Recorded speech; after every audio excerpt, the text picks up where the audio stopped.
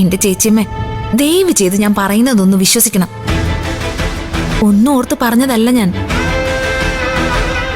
ഈ കല്യാണം നടക്കാൻ മുൻകൈ എടുത്തത് ഞാനാണെന്നറിയാലോ.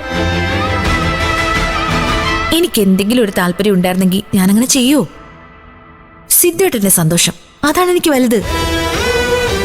അതിനുവേണ്ടി ഞാൻ എന്തും ചെയ്യും, എന്തും വേണ്ടെന്ന് വയ്ക്കും. അങ്ങനെ വേണ്ടെന്ന് വെച്ചത് സിദ്ധുവേട്ടന്റെ ജീവിതത്തില് ഞാൻ വേണ്ടെന്നുള്ളത്.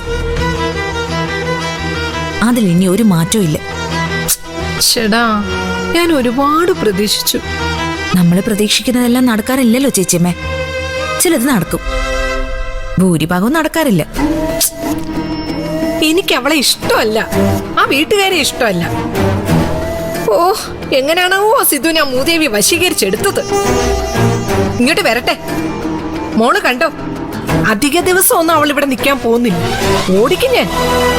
അങ്ങനെ കടുത്ത തീരുമാനങ്ങളൊക്കെ എടുക്കണോ ചേച്ചിയമ്മേ?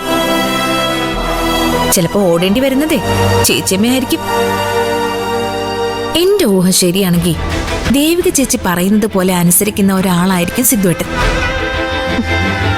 മിണ്ടാതിരിക്കുന്നതാവും ബുദ്ധി. ഞാൻ അങ്ങനെ ആരുടെ അടിമയായിട്ടൊന്നും കഴിയാൻ ഉദ്ദേശിക്കുന്നില്ല.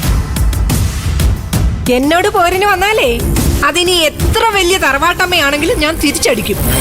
നോക്കിക്കോ.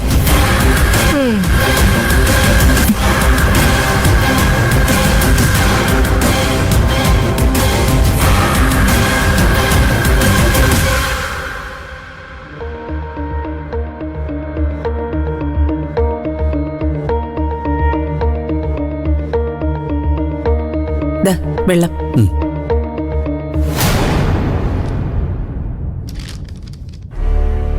അച്ഛാ, ഇതെന്താ? കല്യാണം വിളിക്കേണ്ടവരുടെയൊക്കെ ലിസ്റ്റാ. ആകെ 50-ൽ താഴെ ആളുകളല്ലേ ഉള്ളൂ. അത്രയും മതി. നമ്മുടെ ഭാഗത്തുനിന്ന് ആകെ 50 പേരോ? ചുരുങ്ങിയത് ഒരു 500 പേരെങ്കിലും വേണ്ടേ?